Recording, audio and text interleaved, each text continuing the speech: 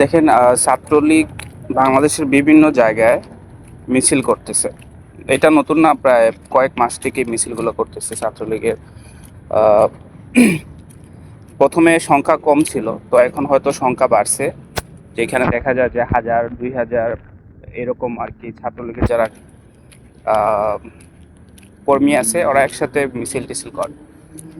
তো ভালো কথা, মিছিল করুক, সমস্যা নাই। আমার কথা হইলো, যদি ফিউচারের কথা চিন্তা করেন যে রাজনীতিতে আবার আওয়ামী লীগ তো কখনো না কখনো আসবো, তো ফিউচারে যদি ছাত্রলীগকে বিশেষ করে মানুষের কাছে যদি ভালো হইতে হয়, তাহলে যেটা করতে হবে, শুধু মিছিল করলে হবে না, মানুষের উপকার করতে হবে। ঠিক আছে, মানুষের উপকার বলতে আমি বুঝাইতেছি যে ভালো ভালো কাজ করতে হবে। আর আপনি শুধু মিছিল করলেন, তারপরে মনে করেন 5ই আগস্টে যেগুলা হয়েছে, যারা আপনাদের উপরে আক্রমণ করছে বা হাসিনারে পতন করছে, এখন আপনারা যদি ওদের উপর প্রতিশোধ নেওয়া শুরু করেন বা ওদেরকে মারামারি শুরু করেন, সবাইকে তো মারতে পারবেন না।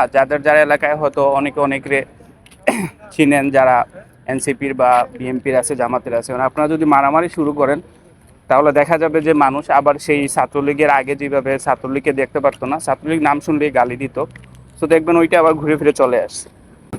সো এই জন্য যেটা বেটার, আমার কথা হলো, মিছিল করেন, কিন্তু এনসিপি হোক বা জামাত হোক, যাই হোক, কারো উপরে হাত তুইলেন না। মুখে কথা বলেন, সমস্যা নেই, হাত তুইলেন না। মানুষের উপকার করেন, ভালো কাজ করেন, যাতে মানুষ এক সময়, এখন না হোক 5-6 বছর পরে হইলেও, যাতে মানুষ বলে যে না, ছাত্রলীগ তো আগের মতো নাই, চেঞ্জ হয়েছে। তো এই জিনিসটা করেন, ঠিক আছে।